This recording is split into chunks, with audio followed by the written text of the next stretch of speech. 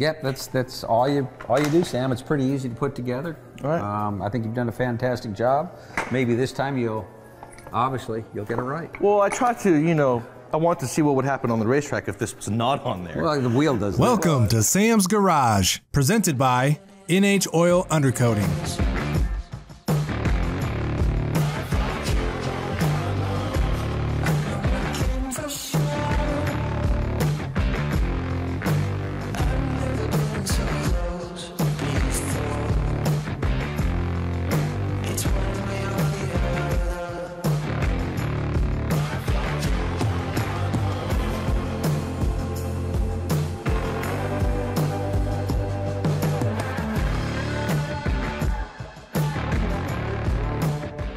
On this episode of Sam's Garage, Travis shows Sam some new engine parts from Lokar Performance. Then Sam and Doug continue working on the rear end of the Alpha One GTO. Sam installs a leveling kit on a Ford F-150 truck.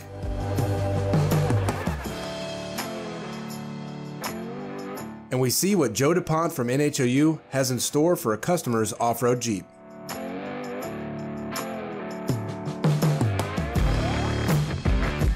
Welcome back to Sam's Garage, presented by NHOU Undercoating. Travis stops by the garage to show Sam some different intake manifolds and valve covers from Lokar Performance. Lokar offers both classic and modern-looking options for their accessories. Any of these options can be used together to come up with your own personal look. Travis, this one is my favorite. That looks old school, cool for real. Well, this is our 57 Fuelie that originally came on a 57 Bel Air. That's awesome. I'm here with Travis from Lokar. We're going to be showing you some of the different intake manifolds they've got from the LS Classics series. So this is a 57. It is. You have different ones that actually represent the different years of the Fuelie. We do. This one is the 57. We do have a 62, which is pretty much the same thing without the fins, just flat on top. If somebody's got a 57 car, they've got an LS in it, they've already got their intake on it with the throttle body and the fuel injectors. They can just buy this kit, put your fuel injectors in there, throttle body, you're good to go. It's drive-by-wire. You're ready to rock and roll. Exactly. But this is awesome. It looks good. Now you got to take it apart to put it together on the car itself. You do. Let's see what it looks like. All right. And all this stuff is cast in the United States.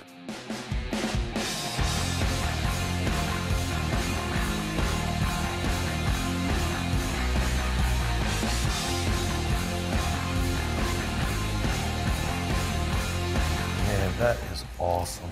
It really gives it that old classic look, It sure does. Makes it look like a small block 350, especially when you're looking at this one and there are no coil packs on it. Right. It really looks old school. Travis, which one does this represent? That is the Tri-Power that come on the legendary big block Corvette back in the 60s. Pretty iconic engine that would have came on. Right. That one does have the dual throttle bodies. You do have to run a Dominator computer with that because the Terminator, there's not a provision for that on that system. This looks good. It does. There is some machining done on the intake just for the throttle body opening because that's a Holley intake and a dual plane. So there's a center in it, divider. Well, the throttle body would hit that, so we actually machine that out some on that intake. That's really nice. So if you were to walk up to this, you would see Tri-Power, yes. And that's when they have 3 deuces underneath there. They would have 3 deuces. This is just a dual quad setup, but still the same breather style. But you know what? You still get that modern feel, drivability, all that. That's awesome. 100%. That is so cool. Now, do you guys have valve covers to go along with this intake? Big block valve covers to go along with Let's see what they that. look like. Absolutely.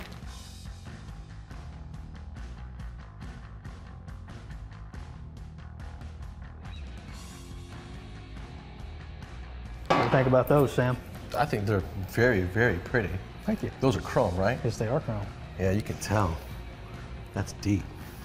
So is that the one that Kevin was talking about, how much he liked? Absolutely. I think that's the one that's going to sneak on there. I think it's going to sneak on there for sure. All right, well, let me get the other one off and see what the pair looks like on the engine.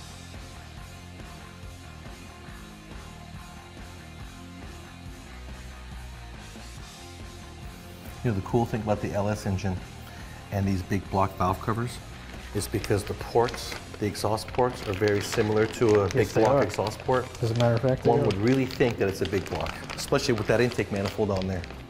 So these valve covers, they're not actual size. of the big block valve cover. They're shrunk some just to get the proper proportion to the actual engine that we're using.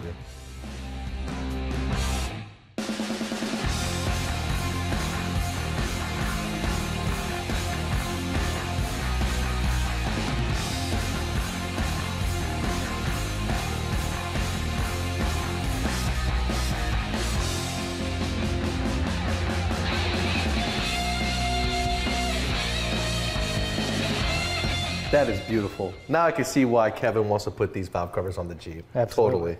The chrome really stands out. It really does. And it looks like a big block. That oil cap tops it off. This is beautiful. Yes, You sir. really knocked it out of the park with this. Thank you.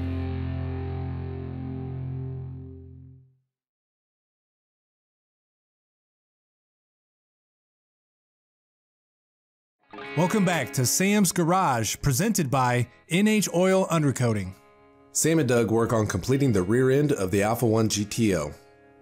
The new stub axles have been machined to work with the new beefier suspension parts. They also elected to go with 300ZX drive axles to hold up to the extra power this GTO will be making. Doug and I are at the point where we're going to be doing the final assembly of our rear end of the GTO project. And the first time that we put this thing together, we had the stub axles were a little damaged, but we had to keep them in place to keep this car rolling when it went to the body shop. Right. So we kind of put this together.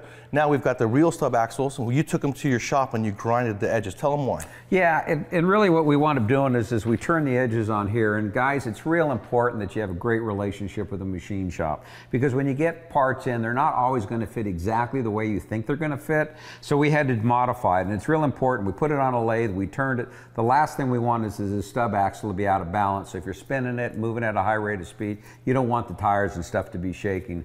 And so it's important. And the other thing is as we put everything together, we made sure we used lots of anti-seize, because we knew it was a mock-up, and then we wanted it easy when we went ahead and took it back apart.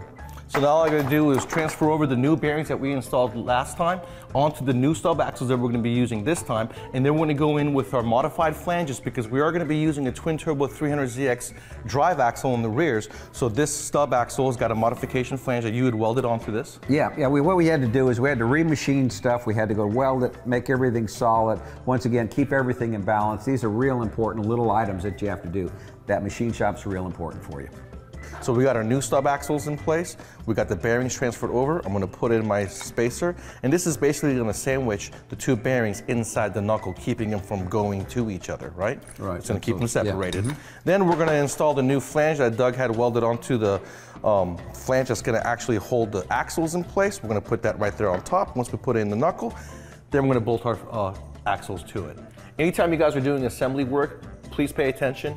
On the axle itself, we have a groove, and then we have a corresponding recess on the flange. It's very important. These two fit very tight together. Draw your bolts in slowly, making sure that all this gap around the two flanges are gone. And then the hardware, you got a bolt and you got a nut. You have to make sure that you put the bolt in through the face of the flange, because once you come around here, had I had the bolt going this way, I would have hit the knuckle. So it's very important that you guys pay attention when installing the hardware as to which way you got to install that hardware. Yeah, you don't want to go ahead and use an air tool on this or an electric tool on it. It's a lot of feel to it, because if it's binding anywhere, you've got to be able to feel it, back it off. So take your time in doing it. Draw one side a little bit, draw the other side. Take your time as you're doing it. I'm installing the 1-inch spacer that I got on this hub right here, and the reason for that is because the old school Dayton wheels don't clear the Willwood brakes and e-brake. So I've got a 1-inch thick billet bolt-on spacer keeping me safe.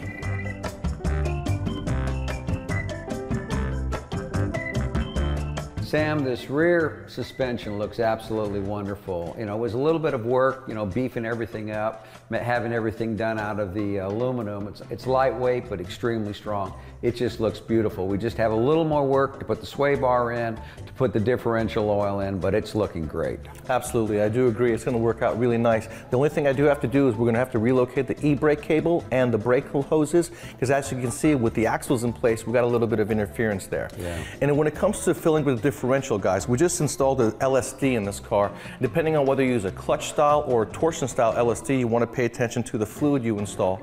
And then depending on the climate you're in. If you're in a colder climate, you want to use a thinner viscosity. If you're in a warmer climate, you can use a thicker viscosity. But the more viscosity, the more resistance and drag you're going to have. Absolutely, and those are great tips, Sam.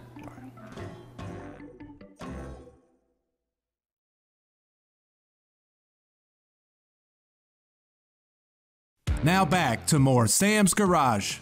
Sam gets ready to install a leveling kit from iBox Springs on a 2017 Ford F-150.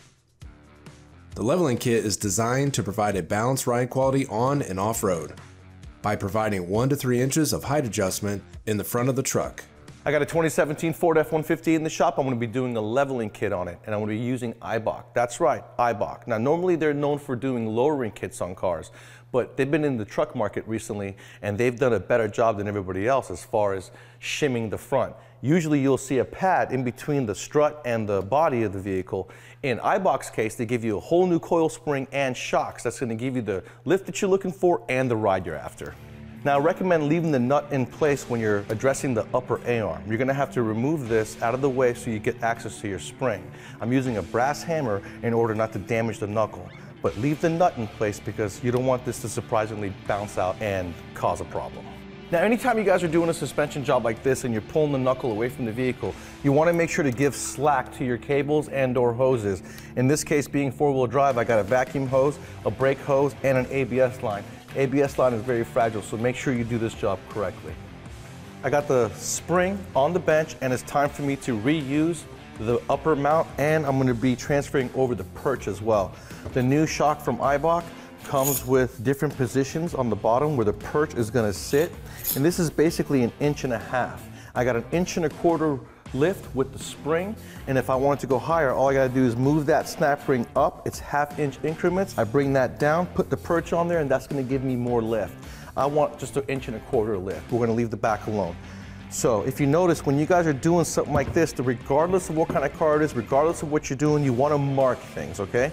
Like for instance, this has an angled mount at the bottom for the driver's side, and the passenger side is going to be opposite, okay? But this upper perch has to go in a certain way.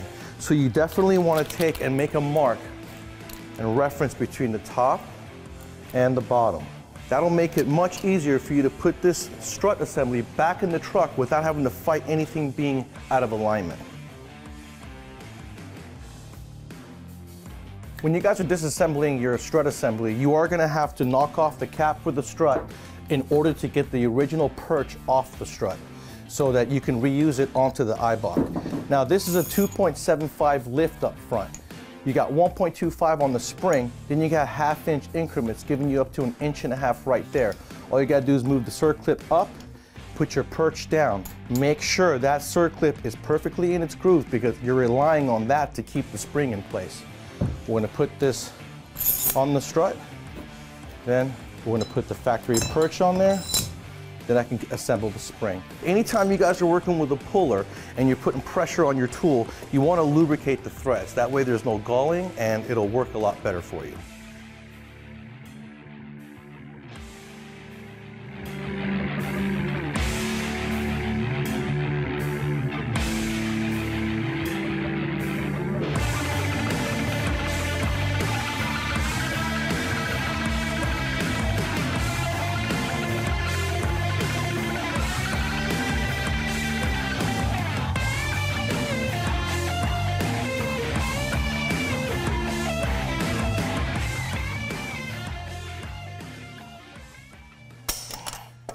Don't forget to torque your wheels. 100 pounds on this one should do it. Now this thing looks really good. You can totally tell it's level. The cool thing is that he's got another 1.5 inches to play with up front. I put the perch at its lowest level. So if he wanted to, he can raise the back up with some blocks and give himself another 1.5 inches, and this thing will be ready for some monster tires.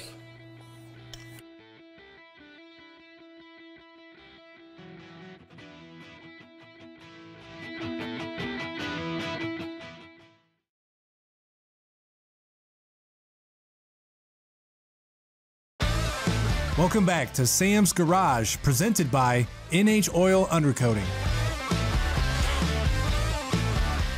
We are back with Joe DuPont at NHOU. He's going to show us how their one-of-a-kind oil undercoating will protect your vehicle from rust and corrosion. The oil is specifically designed to creep into the hard-to-reach areas of the undercarriage to provide long-lasting coverage. Best of all, it's eco-friendly and it will not harm the environment.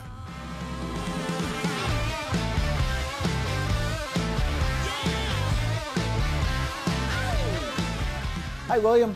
So what brings you here? I heard the oil was a little bit better, so know nothing about it. You want to keep it. The wife does too. The wife does, yes. She wants it more than me. Okay. In some of these Jeeps, you know, in particular this year, they do have some issues with over the wheel well inside the frame. The problem is these holes right here, what happens is they collect dirt and dust, and then that kind of retains the moisture. Inside the frame is unfinished, and so it's prone to rust from the inside out. Now, this is an extreme case. In the back there, it looks like we have lost some structural integrity, which is, I guess, why it's necessitating the frame replacement. Yes, we do have a frame on order for it because of the situation, but I want to get it oiled so I don't run into this problem again. Right. Yeah, because right here, I've got all this dirt up in here, and It holds the moisture. Yeah. right there. I've got it right here. Yep. Mudding and all that is all your dirt get in there. When you get your new frame, you're going to come right back to us, and we're going to put oil inside the frame. And so even if you do now accumulate more dirt and dust in there, that is actually just going to be like one more layer of protection. The oil's going to stay and be a barrier against the moisture. The biggest problem with Jeeps is the mud and the dirt that accumulates inside the frame holds the moisture, and everything rots from the inside out. The brake lines, the fuel lines, I'm also looking at those too. Right. Because obviously those are going to get undercoated, oiled. Brake lines, electrical connections, inside the panels, inside the frame, outside the frame. So we can't see inside the frame, but what the oil's going to do is, I showed you the back of that truck. Yep. It's going to creep. So if it can creep 6-8 inches on the back of that truck, it's going to do the same thing, which is going to encapsulate the whole interior of that frame. That's critical because we can't get 100% coverage when it's inside. We do go off-roading with it, so. So if you go off-roading, so this is going to be a challenge now. So if you get a lot of mud on there, what do you do? What do I do? Yeah, if it's muddy, you're going to power wash it? No. What do you do? I throw 2 sprinklers underneath it and I let them run. Okay, so just keep in mind that. Then I'll go to the car wash. Okay. You know, that way I'm not clogging the car wash. Right. With the mud. The next guy isn't getting it on it, right. I would use a hose and not high pressure if you can help it, because high pressure is going to remove oil while you're removing the dirt. And what you may want to consider with the Jeep, if you're going off-roading, is maybe you come back in 6 months and have it touched up. Okay. Okay? Not going to be as expensive as a full treatment. We'll just touch it up and maintain it. Yes. You have your frame replacement. Yep. Come back. Spring is a great time because spring actually, condensation, temperatures get warm, it accelerates corrosion. Drive it all summer, bring it back in the fall, put it away with the oil on it. And then what we'll do is we'll oil everything that has rust, including the inside of the frame, the outside of the frame. Okay. And what we're going to do is never stop Mother Nature, but slow her down. So you come back every year, and I'll guarantee you that won't happen again if you're diligent.